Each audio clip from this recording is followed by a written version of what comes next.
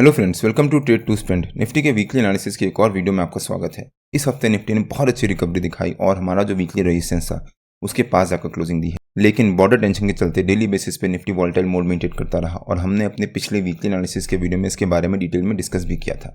अगर हम निफ्टी का डेली चार्ट देखें एक बार, हमने अपने पिछले वीकली एनालिसिस के वीडियो में क्लियरली मेंशन किया था कि अगर पिछले वीकेंड इंडिया पाकिस्तान में कोई डायरेक्ट एंगेजमेंट स्टार्ट नहीं हुआ तो हो सकता है निफ्टी में एक बहुत अच्छी रिकवरी रहे, और वही हुआ। निफ्टी ने मंडे को बहुत शानदार रिकवरी दिखाई और उसके बाद निफ्टी पूरा हफ्ता तीनों दिन वॉलेटाइल मोड में ट्रेड करता रहा। बिकॉज थर्सडे को छुट्टी थी, इस वजह से 3 दिन लगातार निफ्टी वॉलेटाइल मोड में ही ट्रेड करता रहा। अब निफ्टी डेली बेसिस पे एक रेंज बना रहा है और जो निफ्टी का पिछले हफ्ते का हाई था या फिर पिछले हफ्ते की क्लोजिंग थी उसके आसपास जाकर निफ्टी ने कहीं क्लोजिंग दी है इस हफ्ते।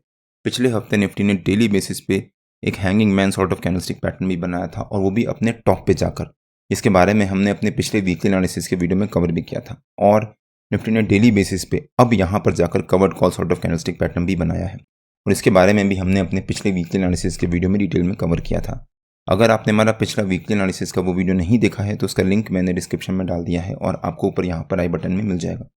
एक बार आप वो वीडियो जाकर जरूर देखिएगा। मैं कवर्ड कॉल के बारे में एक बार फिर से ब्रीफली एक्सप्लेन कर देता हूँ, बिकॉज इस पैटर्न को मैं बहुत क्लोजली फॉलो करता हूँ। मैं ये नहीं कह रहा कि मैं जब भी कवर्ड कॉल स्ट्रैटेजी बनती है मैं उसको जाकर जंप करके बाय या सेल करता हूँ, लेकिन कवर्ड कॉल को मैं बहुत क्लोजली फॉलो करता हूँ। कवर्ड कॉल क्या होता है? जब RSI 40 से नीचे से रिकवर करते हुए, यहाँ पर RSI 40 के नीचे गया था, अप्रॉक्सीमेटली 33 तक गया था, और वहाँ से रिकवर करते हुए जब RSI 60 को ब्रेक करता है और उसके ऊपर सस्टेन करता है, प्लस अगर 50 EMA, ये निफ्टी की ग्रीन वाली 50 EMA की लाइन है और रेड वाली 200 EMA की लाइन है, प्लस 50 EMA जब 200 EMA को क्रॉस करके उसके ऊपर निकलता है, यहाँ पर वो बाइंग ट्रिगर होती है। अब यहाँ पर क्रॉस कर दिया, इसका मतलब ये नहीं कि आप जंप करके कॉल भी आप पुट कुछ बाय कर लो, आप वहाँ पर वेट करिए एक कंफर्मेशन का। जब जो निफ्टी ने ये रेंज बनाई है, अब अगर निफ्टी इस रेंज को ब्रेक करके उसके ऊपर 2 दिन लगातार सस्टेन कर जाता है तब वो निफ्टी के लिए पॉजिटिव होगा। बिकॉज एक तो 50 EMA ने यहाँ पर 200 EMA को ब्रेकआउट दिया है,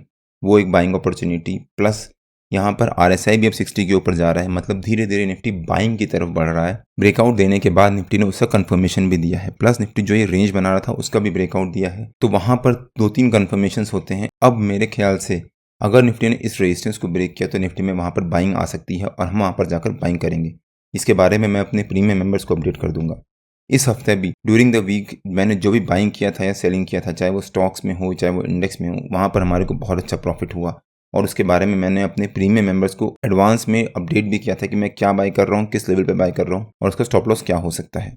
आप यहाँ पे चेक भी कर सकते हैं। अगर आपको भी हमारी प्रीमियम मेंबरशिप ज्वाइन करनी है तो उसकी विंडो अभी ओपन है, और वो कल रात यानी 5 मई को रात में 12 बजे करीब क्लोज हो जाएगी। उसके बाद कब दोबारा वो विंडो ओपन होगी उसके बारे में मैं अभी नहीं कह सकता, लेकिन अगर आपको हमारी प्रीमियम मेंबरशिप ज्वाइन करनी है तो उसकी विंडो अभी ओपन है।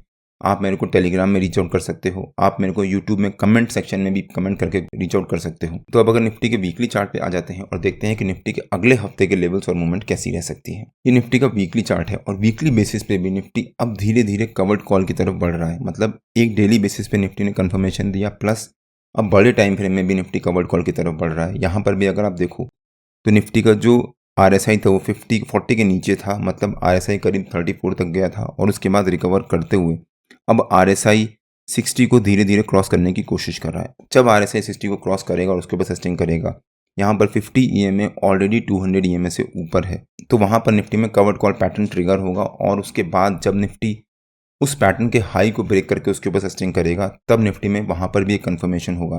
तो हम निफ्टी को पार्ट्स में बाय करेंगे। क्या बाय करना है उसके बारे में मैं अपने प्रीमियम मेंबर्स को अपडेट कर दूंगा, लेकिन हम निफ्टी को पार्ट्स में बाय करेंगे। फर्स्ट पार्ट हम बाय करेंगे जब डेली बेसिस पे निफ्टी उस रेंज का ब्रेकआउट देगा जिसके बारे में मैंने अभी शुरू में कवर किया। सेकंड पार्ट में बाय करेंगे जब वीकली बेसिस पे निफ्टी RSI के ऊपर जाकर सस्टेन करेगा।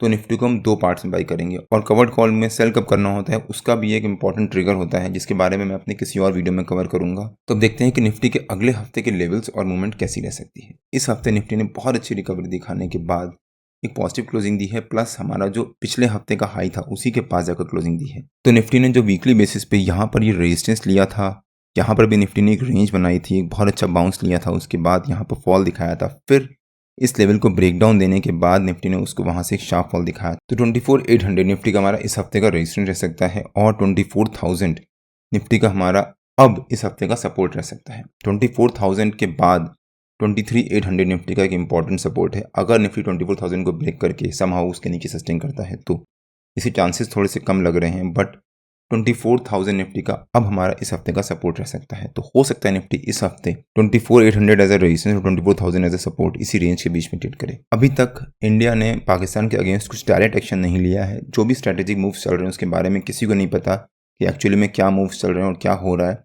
बट अभी तक इंडिया ने पाकिस्तान के अगेंस्ट कुछ डायरेक्ट एक्शन नहीं लिया है। अगर इंडिया आज भी कोई डायरेक्ट एक्शन नहीं लेता तो हो सकता है कल निफ्टी में पॉजिटिव स्टार्ट हो। अगर निफ्टी मंडे को यानी कल एक पॉजिटिव क्लोजिंग देता है और उसके बाद ट्यूसडे को मंडे के हाई के ऊपर सस्टेन करना शुरू करता है शुरू के 1 घंटा, तब निफ्टी ने जो डेली बेसिस पे कवर्ड कॉल स्ट्रैटेजी बनाई थी उसका एक सॉर्ट ऑफ कंफर्मेशन होगा और हो सकता है फिर निफ्टी में बहुत अच्छी रैली आना स्टार्ट हो। तो निफ्टी अगर कल यानी मंडे को एक पॉजिटिव क्लोजिंग देता है और ट्यूसडे को मंडे के हाई के ऊपर सस्टेन करता है तो वो निफ्टी के लिए काफ़ी पॉजिटिव हो सकता है और हो सकता है फिर निफ्टी हमारे रेजिस्टेंस को ब्रेक करे और उसके ऊपर सस्टेन करे। और अगर निफ्टी ने हमारे रेजिस्टेंस को ब्रेक किया और उसके ऊपर सस्टेन किया तो निफ्टी का हमारा पहला हॉल्ट रह सकता है 25,400 के आसपास। और अगर निफ्टी ने उसको भी ब्रेक किया तो निफ्टी में एक नए ऑल टाइम हाई के लिए तैयार हो जाइएगा और हो सकता है निफ्टी 27,000 के लेवल्स जून मिड में कवर करे, जैसा मैंने अपने पिछले वीकली एनालिसिस के वीडियो में कवर किया था। अगर आपने हमारा वो वाला वीकली एनालिसिस का वीडियो में नहीं देखा है तो उसका भी लिंक मैंने डिस्क्रिप्शन में डाल दिया है और आपको ऊपर यहाँ पर आई बटन में मिल जाएगा। एक बार वो वीडियो जाकर जरूर देखिएगा। लेकिन इस हफ्ते भी मार्केट में वॉलेटाइल मूवमेंट रह सकती है और हो सकता है निफ्टी फिर से इस हफ्ते इसी रेंज के बीच में जाकर ट्रेड करता रहे और उसी रेंज के बीच में क्लोजिंग दे दे, बिकॉज अभी भी जो इंडिया पाकिस्तान की टेंशन चल रही हैं वो अभी तक कम नहीं हुई हैं और चांसेस भी नहीं है कि वो जल्दी कम होंगी, जिस वजह से मार्केट में थोड़ी सी वॉलेटिलिटी रह सकती है। लेकिन ओवरऑल मार्केट अभी पॉजिटिव मोमेंटम में ट्रेड कर रही है और ऐसा कोई बड़ा नेगेटिव न्यूज़ नहीं है अदर देन दिस वॉर की कंडीशंस कि मार्केट को नीचे लेके जाएं। तो हो सकता है मार्केट इस रिकवरी को कंटिन्यू करे और अगर निफ्टी ने मंडे ट्यूसडे को पॉजिटिव क्लोजिंग दी तो निफ्टी में बहुत अच्छी शार्प शॉर्ट कवरिंग आ सकती है। बट मेरा रिकमेंडेशन फिर भी ये रहेगा कि बल्क में कुछ भी ओवरनाइट बाय या सेल करके मत रहिए। अगर आपको करना ही है तो उसको हेज जरूर कर लीजिए, बिकॉज ओवरनाइट मार्केट में कोई भी रिएक्शन हो सकता है या फिर गवर्नमेंट कोई भी एक्शन ले सकती है और अगर गवर्नमेंट ने कोई एक्शन लिया तो उसका मार्केट पे नेगेटिव इंपैक्ट पड़ सकता है और मार्केट में एक शार्प फॉल आ सकता है। लेकिन अगर निफ्टी ने हमारे सपोर्ट को ब्रेक किया और उसके नीचे सस्टेन किया तो 23,800 जैसा मैंने मेंशन किया वो निफ्टी का हमारा पहला हॉल्ट रह सकता है। और अगर निफ्टी ने उसको भी ब्रेक किया तो निफ्टी का जो 50 EMA का लेवल है डेली वीकली चार्ट पे 23,400 वो निफ्टी का सेकंड हॉल्ट रह सकता है और हो सकता है निफ्टी इस 23,400 के लेवल को बहुत तेजी से अचीव करे। तो मेरे ख्याल से निफ्टी ओवरऑल अभी पॉजिटिव मोमेंटम में ट्रेड कर रहा है और निफ्टी में शानदार रिकवरी आने के चांसेस हैं। लेकिन जब तक इंडिया पाकिस्तान के वॉर की टेंशंस कम नहीं होती या फिर वॉर इनिशिएट नहीं होता तब तक उसके बाद निफ्टी में बहुत अच्छी रिकवरी आएगी। निफ्टी और बैंक निफ्टी के जो भी लेवल्स होते हैं वो रेगुलर बेसिस पे मैं अपने फ्री टेलीग्राम चैनल में पोस्ट करता रहता हूँ। अगर आपने मेरा फ्री टेलीग्राम चैनल ज्वाइन नहीं किया है तो उसका लिंक मैंने डिस्क्रिप्शन में डाल दिया है और आप मेरे को टेलीग्राम में ट्रेड टू स्पेंड नाम से सर्च ज्वाइन कर सकते हैं। अगर आपको वीडियो अच्छा लगा हो तो please like share and subscribe और बेल आइकन जरूर हिट कर लीजिएगा सो दैट जब भी मैं अपना अगला वीडियो पोस्ट करूँ आपको नोटिफिकेशन आ जाए। कल मार्केट में मिलते हैं। टिल देन जय श्री राम एंड जय हिंद।